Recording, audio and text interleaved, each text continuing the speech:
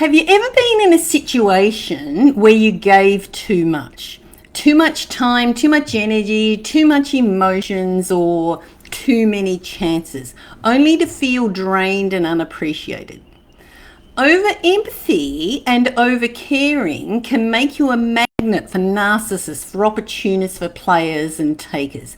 But swinging to the opposite extreme can turn you into the very thing you're avoiding that you don't want to be.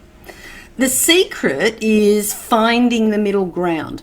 And the problem is that over empathy can leave you vulnerable. Empathy is a beautiful gift, but too much of it can attract narcissist opportunists, players and takers who can see you as an easy target. Too much empathy can leave you feeling emotionally exhausted and resentful. Too much empathy can create one-sided relationships where you give and others take without reciprocation. At the other extreme, shutting down your empathy entirely can turn you into a narcissistic taker too. Shutting down your empathy entirely can prevent you from forming meaningful and reciprocal relationships. Either way, imbalance in giving and receiving leads to unhealthy dynamics. The problem is that overgiving makes you shark bait. Overgiving can stem from subconscious desires to feel needed, to feel valued, to feel approved of, appreciated, or loved. But in relationships, this often backfires because narcissists exploit kindness. They seek out people who can't say no, who won't say no. If you neglect yourself, constantly giving leaves no room for self-care or growth. If resentment builds, when reciprocity is absent, frustration can take over. And when you try to overcorrect by closing off your empathy completely, you risk becoming as manipulative and self-serving as the narcissist that you're trying to avoid. So don't do that.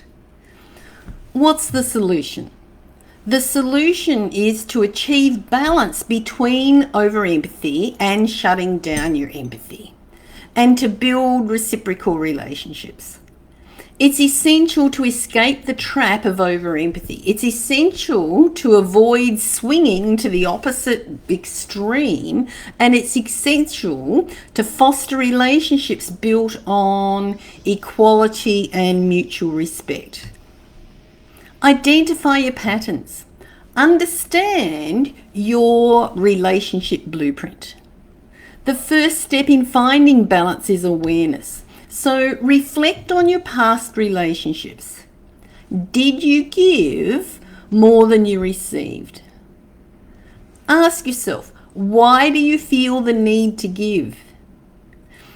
Is it guilt, fear of rejection, a desire to feel valuable, a need for approval, or is it family or societal indoctrination? What is it for you? Recognize if you've started closing off emotionally to avoid being taken advantage of. Awareness is key to breaking unhealthy patterns. Set clear boundaries. Protect your energy. Healthy boundaries are the foundation of reciprocal relationships. Learn to say no without guilt when you're being overextended. Prioritize your own needs by setting aside time for self-care and personal growth. Establish workable consequences for boundary violations and stick to them. Cultivate equal reciprocity. Start with yourself. Balanced relationships require mutual giving and receiving. So choose relationships where both parties invest equally. If you're always giving and never receiving, it's time to reevaluate. Lead by example. Have self-respect. and show others how you wish to be treated. Stop seeking validation externally. Stop seeking validation externally. Stop seeking validation externally. Build your sense of worth from within so you don't overgive to gain approval. Surround yourself with people who value reciprocity and mutual respect, or get comfortable being on your own rather than being with anyone at all, regardless of their values and regardless of how they treat you, just to avoid being on your own. Because sooner or later, you have to get comfortable being in your own company.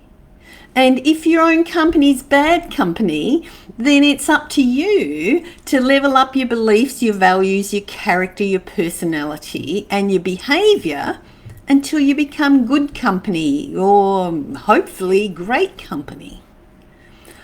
I was raised in a family of 9.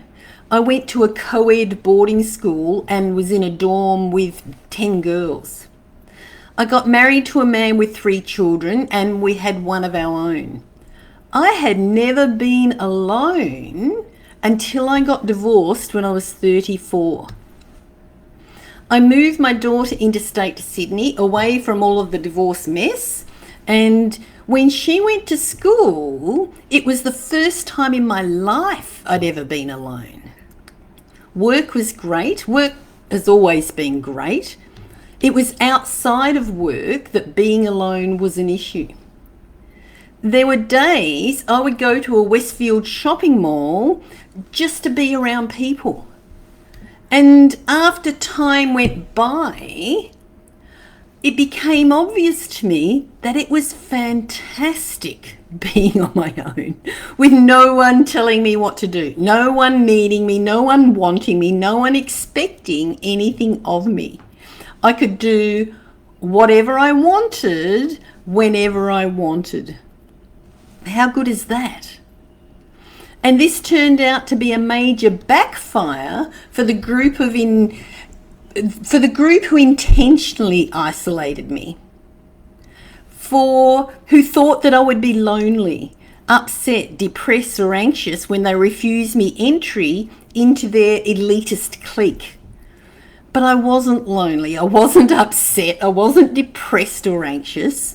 And now, as karma comes full circle, they are all individually and collectively getting a taste of their own medicine, independent of anything that I've done.